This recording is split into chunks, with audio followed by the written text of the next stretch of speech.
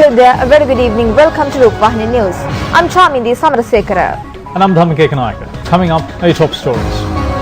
On to those and other stories in detail now.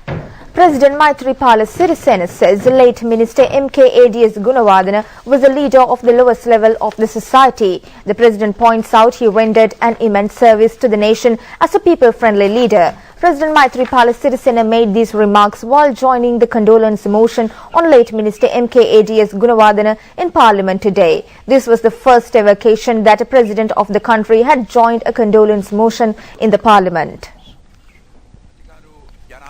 President Maithripala Sirisena said MKADS Gunawardena was elected to Parliament recently from the national list of the United National Front. However, he did not remove the blue shawl he wore. MKADS Gunawardena always remained as a member of the SLFP. The President pointed out he was a leader of the common masses. Therefore, the late minister was eager to discuss their problems in the Parliament.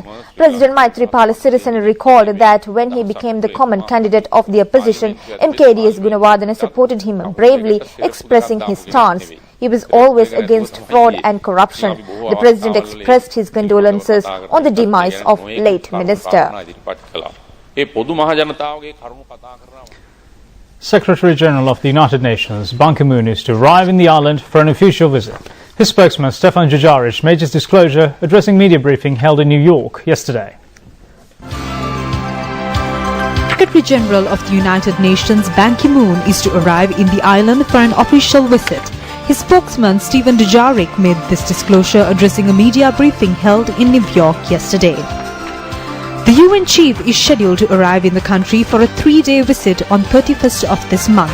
He expects to hold discussions with President Maithripala Sirisena, Prime Minister Ranil Wickremesinghe and other political representatives. Ban Ki-moon will also deliver the keynote address at the public event on the Sustainable Development Goals. The UN Secretary-General is due to visit a resettlement site in Jaffna as well. He is then scheduled to participate in an event on the role of youth in reconciliation and coexistence in Galle. The UN chief is visiting Sri Lanka again after 7 years. He first came to Sri Lanka after the conclusion of the war in May 2009. Subsequent to the Sri Lankan visit, Ban Ki-moon will travel to China to attend G20 summit, which commences on 3rd of September. Minister of Health, Dr. Rajitha Senaratne, says the prices of drugs will reduce within the next few weeks. He made this disclosure in response to a question raised by parliamentarian Nalinda Jayatissa. Parliamentarian Nalinda Jayatissa said the government received a clear mandate from the public to establish a separate authority for drugs regulations and to reduce prices of drugs. However, it should be mentioned that the prices have not declined, fulfilling the expectations of the public. Therefore, the public is questioning why the prices of drugs cannot be controlled even after a year has passed after establishing an authority through a parliament bill.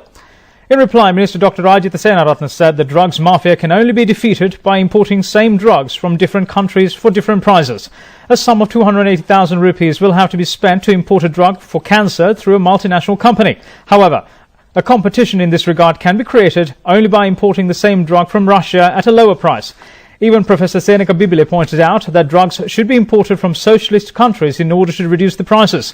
Therefore, the minister emphasized a clear mechanism is required to defeat the drugs mafia. Holding of boards or pickets will not help in this cause. This mafia had prevailed for 40 years. The process to defeat it will come into effect within the next few weeks. Minister Dr. Rajitha Senaratne emphasized the aim of all these measures is to provide high-quality drugs to the public at lower rates.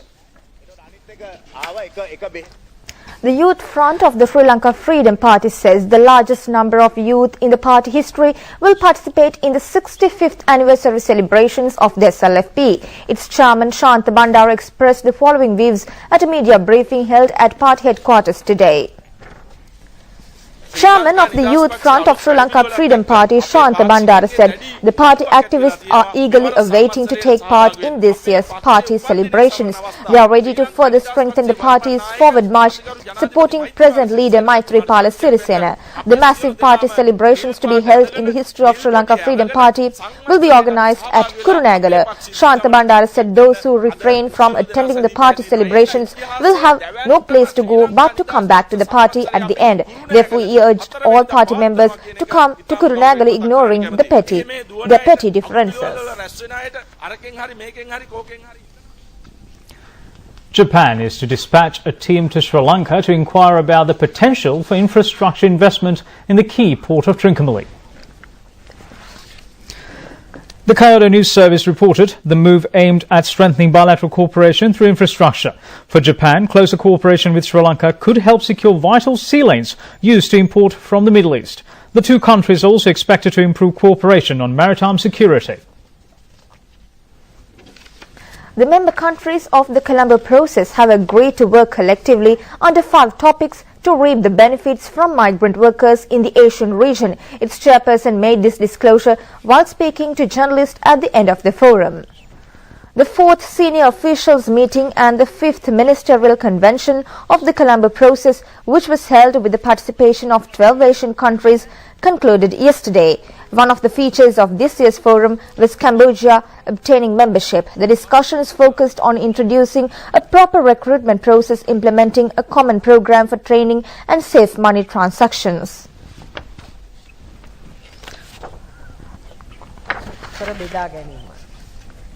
Certainly the Colombo process is one of the strongest in terms of its the population represented in these 12 countries is close to 35 or 40% of the world's population. That means that Asia remains the largest population area in the world. It means also that it has the largest number of international migrants in the world, of which there are about 250 million. Colombo Process Ministerial Declaration that has been issued here today, a document of great importance. It lays out much further the strategic vision of the Sri Lanka chair in office. I think it's very important, the 5 thematic areas, all of them very, very important for labor migration and the protection of the rights of migrants from these 12 countries. We are looking ahead, looking forward to continued progress within the Colombo process. Now, a private paint and polythene manufacturing plant in Pattia, Kalania was completely destroyed from fire this evening. The staff who were stranded in the plant were saved by the police and the residents. Officers of the Colombo and Gampha Municipal Council Fire Department attempted to douse the fire. However, it became a difficult task since the chemicals used to manufacture polythene and paint were also caught in the fire. Several employees who were stranded in the plant were saved by residents and the police. The vehicles and many equipment were also removed. The employees say the fire broke out when one of the welding equipment was switched on. The suspect, who had been remanded for the alleged attack on senior journalist Upali Tennakon at Imbulgada area in Gampaha, was identified at the Gampaha Magistrate Court today. He was identified by Upali Tennakon himself and his wife. The alleged attack took place near Upali Tennakon's residence at Imbulgada on 23rd of January 2009. He was the editor-in-chief of the newspapers Divina and Rivera. Former member of the intelligence Premananda Udalagama, who has also been remanded in connection with the incident, was also brought to the magistrate court complex. The identification parade was held before the acting additional magistrate of Gampaha, Mahesh Herath. The complaint had been lodged by the Criminal Investigations Department. The court hearing was postponed for the 29th of this month.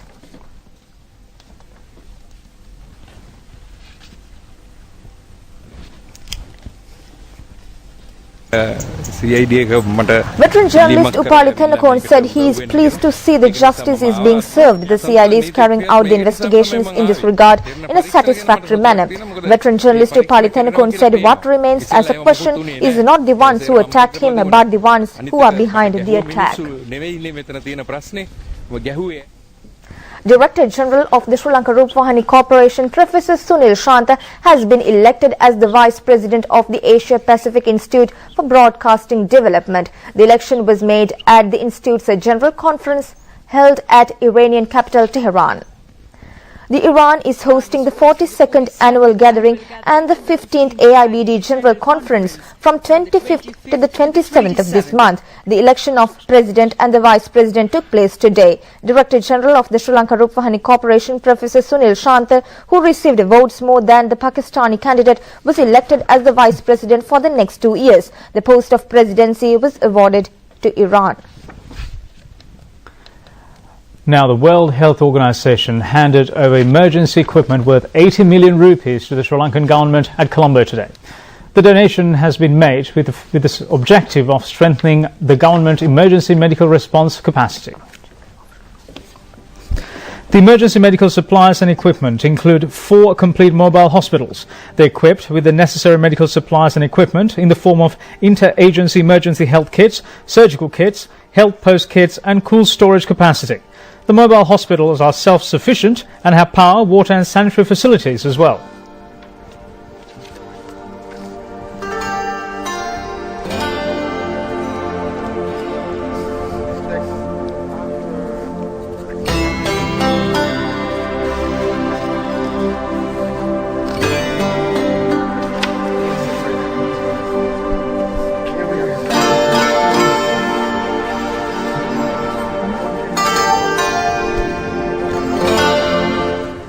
We are very pleased to support the Ministry of Health with all this effort, and we know that the efforts taken by the Ministry will, not only the Ministry of Health, the Ministry of Defence and other sectors, will help Sri Lanka to be better prepared for the future. All this to say that we are here to support the country to cope with emergencies in the future. The Acting Director General of Sri Lanka Rupavahini Corporation accepted the outside broadcasting bus which was used by CSN channel today according to a court order. However, from the examining carried out by engineers of the corporation, it was revealed that the bus cannot be used for any outside broadcasting activity. Unavailability of required equipment inside the bus has resulted this. This OB bus was produced in the court as a case item in accordance with the investigations carried out by the Financial Crimes Investigation Division. Investigations are being carried out under the Money Laundering Act, as the Carlton Sports Network alias CSN channel has failed to establish the manner of purchasing the vehicle. The Kadwala Magistrate Court had ordered to hand over the OB bus to Sri Lanka Rupavahini Corporation since it is valuable for the institution and its equipment can be damaged due to being non-functional for many years. Therefore, Acting Director General of the SLRC Engineer Rohan Pereira accepted the 40-feet bus today on behalf of the institution, which was at a cooperative warehouse at Narahempita. According to the court order, the OB bus can be used for the purposes of the SLRC. However, a proper maintenance is required in this regard. The engineers of the Rupavahini Corporation informed the officers of the Financial Crimes Investigation Division of the police and the officials of CSN channel that no equipment was available inside the OB bus. The administration of the SLRC also said that this will be informed to the courts as well. The police media unit says investigations are underway regarding the murder of millionaire businessman Mohammad Saqib Suleiman. The investigations are carried out by several groups, including the Bambalapitiya police. The final rites of Mohammad Saqib Suleiman were conducted at the Maligawatha Common Burial Grounds last night. A group of persons, including relatives, were present on the occasion.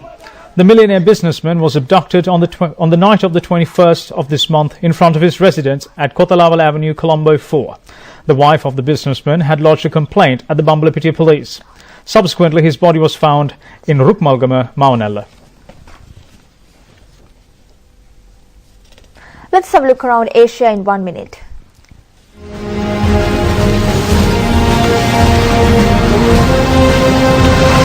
Nearly 4,000 people took part in a large-scale earthquake drill in central Tokyo's trendy shopping district, simulating a 7.2 magnitude earthquake hitting the nation's capital. As China's largest carrier rocket, Long March 5, started its 7-day journey Friday from North China's Tianjin port to the Wenchang Satellite Launch Center in South China's Hainan, the 2 ships carrying the rocket were also unveiled to the public and aroused people's curiosity about the mysterious transport vessels. Hong Kong health officials investigate the city's first Zika case carried by a 38-year-old woman while stepping up anti-mosquito measures. Environmentalists in India's southern Tamil Nadu are trying to rescue a rare white crow which has come under attack from other birds in the vicinity due to its distinct color.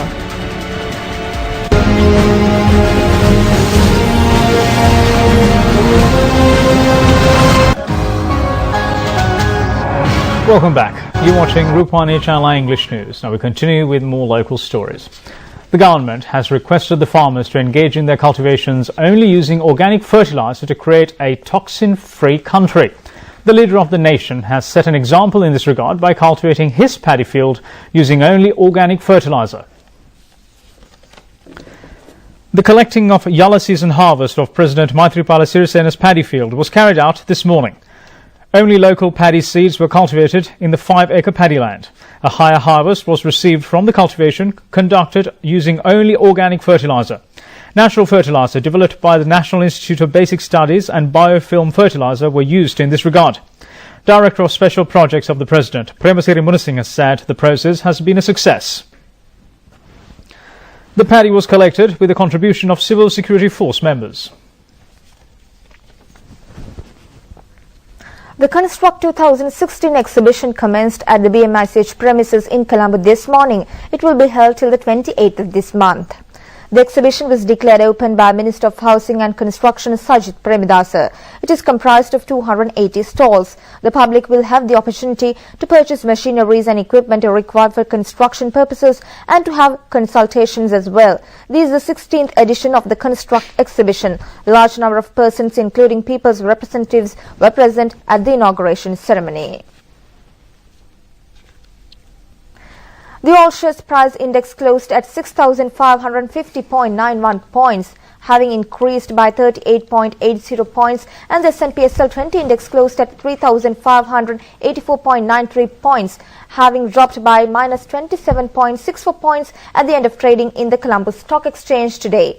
Turnover was over 678.24 million rupees. Here's a summary of market details of the Colombo Stock Exchange today.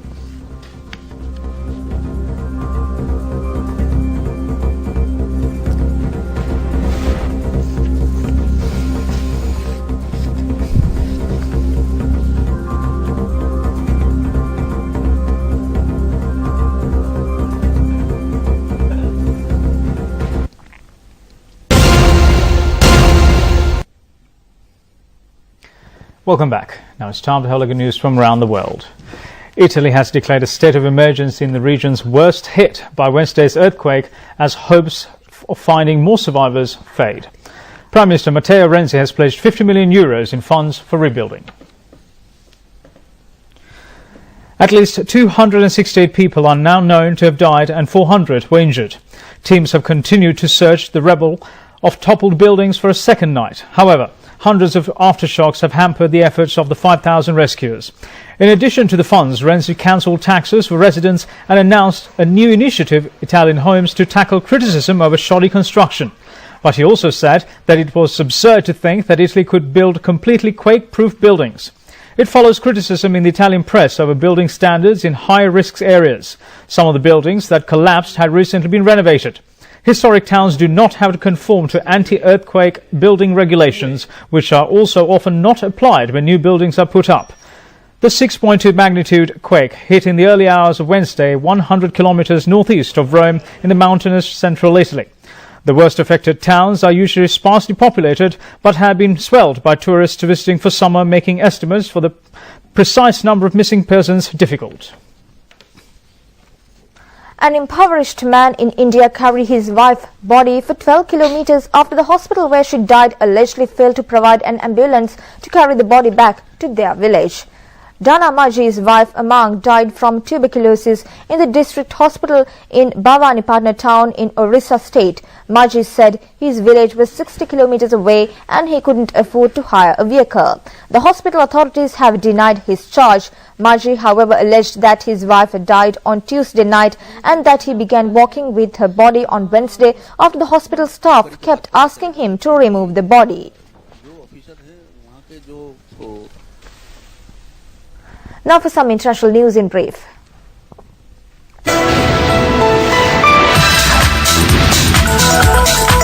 The Bolivian government confirmed today that the Bolivian Deputy Interior Minister Rodolfo Ilanes was beaten to death by striking mine workers after being kidnapped. The government had said that the 56-year-old Ilanes had been kidnapped and was at risk of being tortured after he went to talk to protesters early on Thursday in Panduro, around 160 kilometers from the capital La Paz. An explosion at a sports center in the southern Belgian town of Chimay early on Friday killed one person and injured 4 others. The blast occurred just after midnight at a sports center known as Le Chalon in Chimay, close to the French border, when 5 people were still inside the building. Part of the building was destroyed. NASA engineers successfully conducted the second-to-last splashdown tests with the Orion spacecraft today, bringing the agency one step closer to its goal of eventually carrying humans to Mars. The test conducted at the Langley facility in Hampton, Virginia, was designed to simulate one of the Orion spacecraft's most stressful landing scenarios with crash test dummies inside. The scenario will have one of the capsule's 3 main parachutes failing to deploy. France's highest administrative court is expected to answer the question over the fate of the burkini this week. At least 15 coastal towns have outlawed the women's full-body swimsuit worn by some Muslim women, saying it breaks French secularism laws. The case against the ban was put forward by a human rights group who say women should be free to wear what they want on French beaches. Don't Breathe, an R-rated psychological horror thriller, is expected to topple Suicide Squad to take the top spot at the US box office for the weekend of August 26th to 28th. According to boxofficemojo.com, the film, made for less than $10 million, is predicted to take between $11 million to $14 million in its first 3 days. Jason Statham lead the cast in Mechanic Resurrection, a sequel to the 2011 action film The Mechanic. The reboot sequel, which also stars Jessica Alba and Tommy Lee Jones, is expected to take around $9.8 million for the weekend, including the Thursday night previews.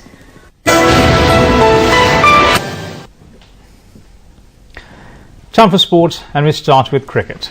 Now, under-19 cricketer Lahiru Kumara has been called up for the one-day series between Sri Lanka and Australia. Lahiru, a left-hand batsman as well as a right-arm medium-fast bowler.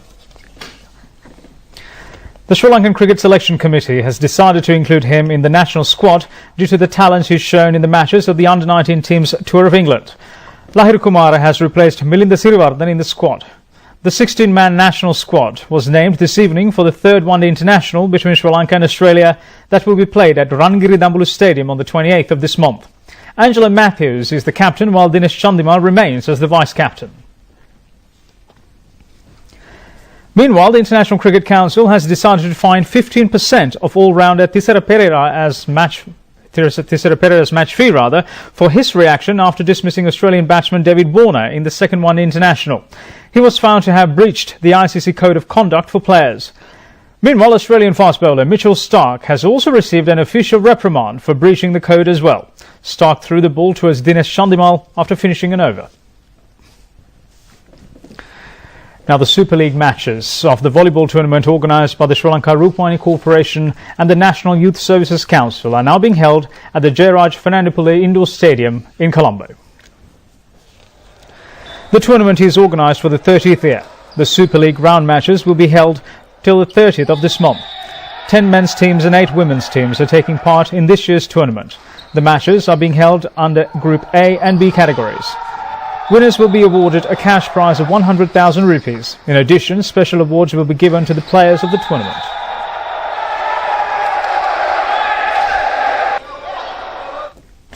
Russian Prime Minister Dmitry Medvedev thanked National Olympic team members for their achievements in Rio and handed over keys to medalists for their new BMW cars. The ceremony took place in Kremlin, where the athletes were welcomed and awarded by Russian President Vladimir Putin. 100 medalists got the cars. Russia's Olympic team finished this month's games in Rio in 4th place according to the total number of gold medals it won. Russia has been at the center of a doping scandal over the past year. The country's entire track and field athletics team was banned from taking part in the Rio Games after the publication of the McLaurin report in July. The Court of Arbitration for Sport later ruled on to reject a legal challenge by a group of 68 Russian athletes against a ban on them competing in the Rio. The IOC decided not to impose a total ban on Russian competitors despite the country's doping history. However, they asked Sports Federation to stop those athletes from competing in Rio who were implicated in the recent McLaurin report into doping or ones who had been previously sanctioned. With the forecast, the Met Department says that fairly strong winds is expected to continue over the southern province and central hills of the island. Several spells of showers will occur in the western Sabaragamuwa central and northwestern provinces and in the Jaffna, Mannar, Galle and Matra districts. Showers or thundershowers will occur at several places elsewhere after 2 p.m. There may be temporary localized strong winds during thunder showers. General public is kindly requested to take adequate precautions to minimize the damages caused by lightning activity.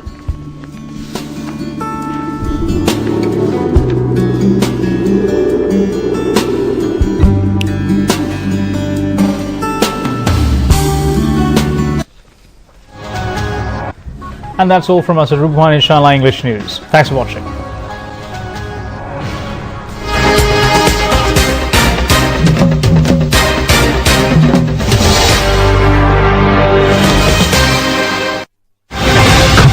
The truth.